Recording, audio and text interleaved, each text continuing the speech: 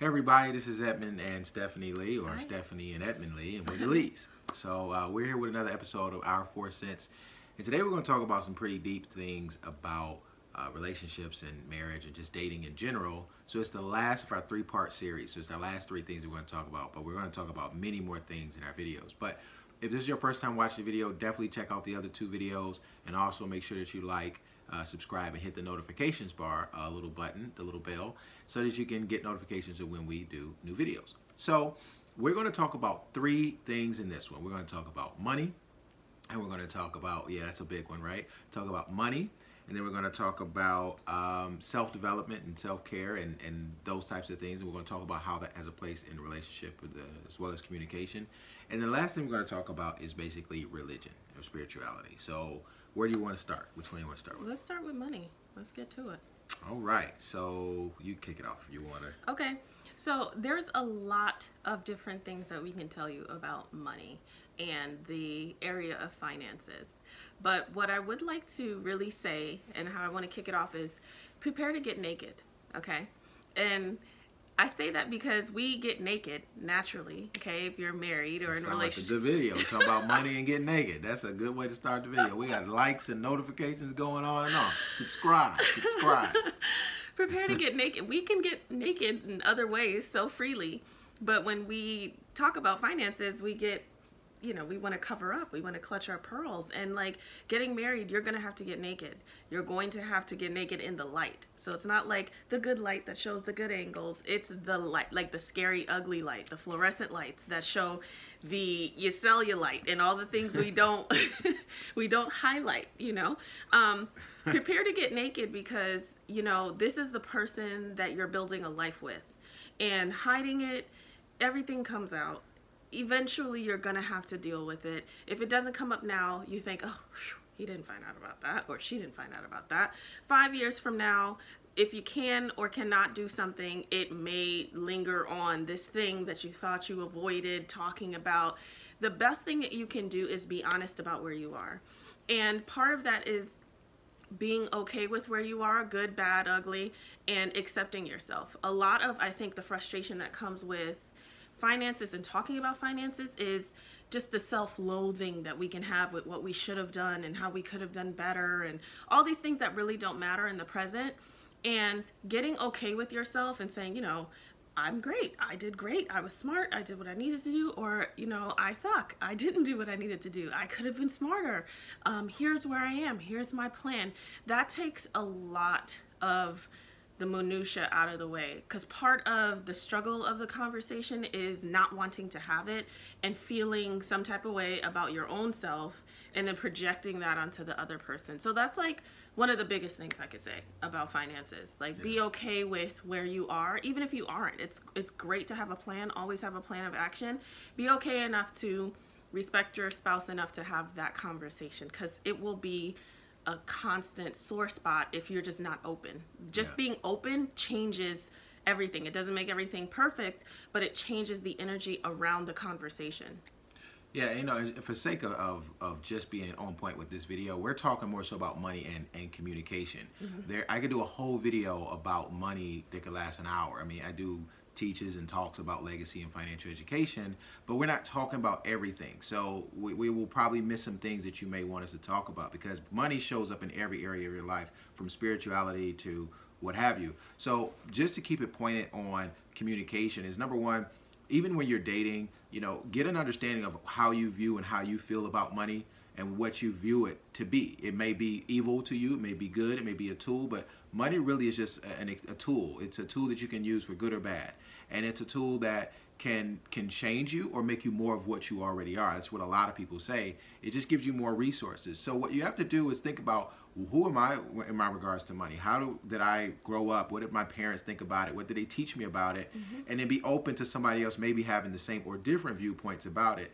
And the last thing I'm going to say before we shift to the other topic is to also think about how you allow money to play a factor in the role of who you are and who your spouse is. So I tell people all the time, like, if money rules your household, or if, like, let's say you're a man because of money, this is something that I dealt with and struggled with many times, is if you're only a man when you have money, or your head of the household is whoever pays the bills, then what happens if that person loses their job? What happens if something happens? Is that person no longer the man or the head of the house, or the woman no longer the head of the house?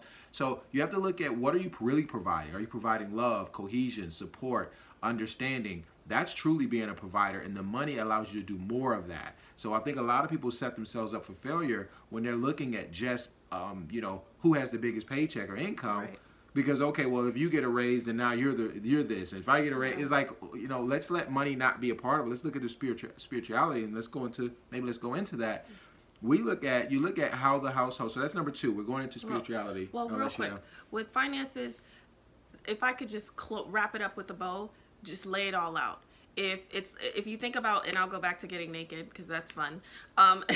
If you think about removing articles of clothing, but you're trying to hide stuff, it's so much easier if you just ripped it all off at the same time. Boom, this is it. There's no more to show. There's no more to hide. Sit down with your fiance or your husband or wife or whomever. Whoever you're even dating. Yeah, if you're in a long-term relationship, sit down, be open. You only have to be open once, but you have to hide a bunch of times. Yeah. So just kind of... And be open with yourself. Even if you're single or you're not even looking for, a long-term commitment right now, be open with yourself of where you are and some of the things you may need to change, credit, habits, things like that. So, it's about being open. Also, don't judge the other person. For sure. You guys are there to build, not necessarily tear down what somebody has done in the past. So I want to go into spirituality because they have a very close-knit relationship, in my opinion. So you look at, what your religion is. Are you open to dating outside of your religion? Are you not? Are you looking for a certain type of thing? Are they deal breakers? I think that's one of the biggest things is, how do you view it?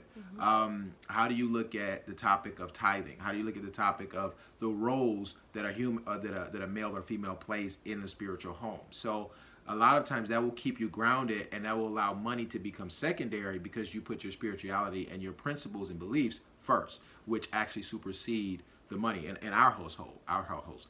So, that's all I'm going to kind of touch on that one. Do you have anything to say on that one? Just make sure you guys are on the same page and mean it. A lot of times, if you have a very strong spiritual foundation or a very strong religious foundation, don't dismiss that just because you want to be with someone. Because being with someone at the beginning it's shiny and it's new and it's exciting, and then you get over it quick. You still love them, but you get over it quick. And the reality is every day. So don't dismiss those things that create your foundation because you're trying to fit a square peg into a circle hole.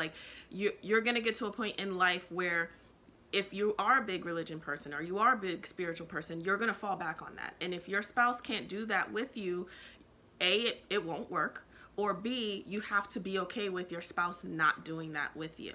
And there's so many things that tie into that. Tough times, finances. Are we tithing? If we both are not on the same page with that, we're going to bump heads on that. Children, how do you want to raise the children? If one person is not on board with the other, those are huge things. So with spirituality, be authentic to yourself and be okay with that, and know that the person that's for you will walk the same path. They don't have to have the same level. You may have grown up in church and the other person is just now finding their spirituality, or vice versa, or they have a different way. You just want to be in the same wheelhouse enough to make a lifelong bond work. Don't diminish that because you feel like you're missing out. If this person checks every box but that, and that's a huge thing for you, then they don't check every box. Yeah. And I think, you also got to look at it from, this person can grow. There are a lot of people that are married. We just came from church, the other day, and people have been married many years, and one person just never went to church, but they prayed for them. And sometimes you're the person to bring that person to God. You're the reason you're with them. And a lot of people will say, "Oh, I need somebody that's in the church just like I am and doing this." Well, maybe they're looking for you, and that's the only thing they need is for you to grow. Because I was like that. I used to go to church by myself back in the day, and then some stuff happened with the pastor. It was embezzlement and stuff like that. And I just you know what? I'm just going to be spiritual. I meditate all around the world. People joke like, "Oh, it's somewhere, doing this." But it was true for a while, but I always believed in God and believed in a higher power. I just really wasn't religious. And then when we started dating, I didn't really, a little bit before, I didn't really like a lot of the way churches were. I just didn't find a happy home. But we found one here that I enjoy and I like to go to. And so now, I go because I want to, not because she's ever made me or told me I had to or anything like that. But she did know that my beliefs of Christianity and those types of things, but I just was not the most religious, person. And then some people don't do what I do. You don't meditate every day, don't do a lot of the things from the spirituality side. And I think you can have a happy medium and be okay with where that person is. They may grow to get closer to your habits and they may not. But you just really got to know where you are with that. And some people, there's just a fine line, no ifs, ands, or buts. But as long as you know who you are and you're able to have a better conversation with someone else and who they are. Let your life, let your life be your testimony. You don't want to, I'm a big fan of like letting people, come. Whatever. Stop. You don't got to let me. I'm already there. Okay, so I'm a therapist, but I don't beat people down with therapy. I let the testimony of others and myself bring people on that path, because I think that can be the most authentic experience. So with spirituality or faith, if you're with someone who has their own, you want to be similar, because if you are with someone who completely is the opposite, which is fine for them, then that's not going to work. So you want to make sure it makes sense. But if you're with someone who you are like, we have similar backgrounds, but his faith is not the same as mine, or her faith is not the same as mine, your life should be your testimony, and they should be able to look at you and be like, I want some more of that. And I've had those experiences. So that's a biggie. Like everything doesn't have to line up perfectly, but life is evolutionary, relationships are evolutionary, and you have to let them grow and leave room for growth. So same thing with spirituality. Yeah. So the third one we're on is, how do we want to phrase this? Self-development conversation. How would you title this one? I would say like the ability for more. Right. I'm trying to be just fancy. Growth. I think it's that growth. So I'll I'll kick it off. So this one is big. My uncle told me one thing a long time ago. He said, in marriage, they've been married, 20 years, 30 years, something like that. And he said, you know what, if you don't grow together, you'll grow apart. And he said, that doesn't mean you have to do the same thing. That doesn't mean if one like horror movies, the other one has to grow to like horror. That's not what he was saying. Just saying certain lifestyle decisions and choices and the way you're moving forward allow each other to grow as human beings. Because here's the thing, who you are at 18 is not the same person at 21, 25, 30, 35, 50, 60. And you have to be a part of that person and want the best for that person. Mm-hmm. And when you submit to that person, you're really submitting to that person's happiness and joy and just better quality of life, to support them in whatever their endeavors are and whatever shifts that may be, physical, emotionally, spiritually, because those shifts will happen. So if you're clinging on to something that is temporary, physical, even mental, that may or may not shift, then you may want to reevaluate if marriage is something for you, because those things will happen. Now, here's some things that you can do. A couple things that you can do. A couple tips to kind of go with that is, number one, we strongly encourage premarital counseling. We did it, and everyone that we know that has done it, it has helped. I will say this. Some people think it might hurt because it might stop them from getting married, but that actually can be a good thing if you guys find out that it's just not going to work long term. So, but what it does do, it helps you, give you tools to actually go into the battle of marriage. I don't want to make it sound like it's a war, but it's a combining of two individuals. So that's really good for you to actually go through premarital counseling. But even counseling when you don't think you need it. Having someone that can tell you, whether it's a therapist or self-growth, there are a lot of different workshops and seminars around the world that you can help you see how to communicate better, how to get over past hurts, how to open up new possibilities for yourself, how to transform into something that you may desire to be. A lot of guys I know, when we talk, we're like, man, I don't know how to be a husband. Like, nobody really knows until you get in there and get in the game. And there's a lot of growth, and growth comes with pain many times, and it also comes with pleasure. So I would just say getting someone that can help you steer the ship, and a coach that can help you throughout your journey, or actually a network or group of individuals has helped me. I just say that as a man, it's helped me a lot. You said a mouthful. Like that was great. I don't know what else to say. I will say, that was perfect. I will definitely say, as a therapist, I have seen conversations really change people, and conversations really heal people. A lot of people will say, what's the point of talking about it?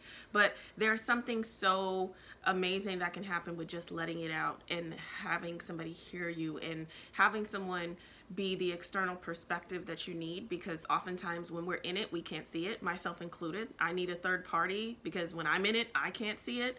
And I think that it's just really important to give yourself that gift, and don't wait until something is wrong. Like, we don't wait until our car falls apart to get an oil change. Like, we get an oil change because we want to maintain that.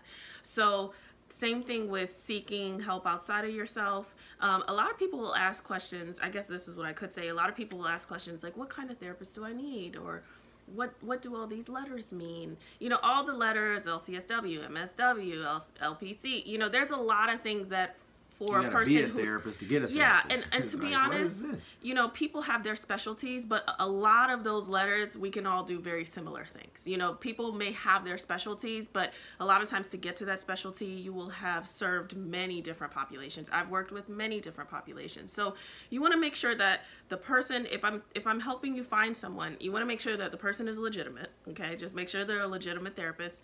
And then interview them, because therapy, I think, is a relationship, and you don't have to just be with someone because they're a therapist. And every therapist isn't great. So what about Kanye's method? What about Facebook being your therapist, or Instagram? I would not. The gram being your therapist. Yeah, you know, we live in a world where we're so attention seeking now that, you know, all the likes or all the comments on social media we absorb. It's not the best avenue. Yeah, a lot of people they're not put their invested. stuff out there to get feedback, and they really do need to talk to a therapist. Not need, but Facebook isn't a therapist. Yeah, they're not invested.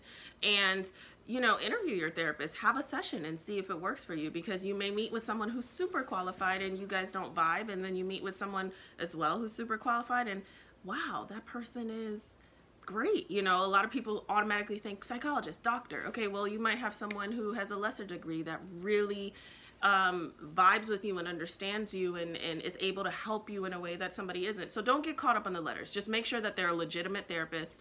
You know, and if you want somebody who specializes, there's certain people who specialize in trauma or whatever it is. I will definitely look for that, but just be open and know that it's a relationship. So you can choose the right person for you, and just start off with a conversation. Because I always say, when people try to say, oh, well, what's therapy like? I just say a simple conversation. Let's just start there. Don't make it so much bigger than what it is and scare yourself off from doing it, because we can do it. Therapists have therapists. Everybody needs that external perspective, that support. So I'll say this. Some people may say, well, what about while I'm finding one, or if I don't have the, you know, the funds or the resources?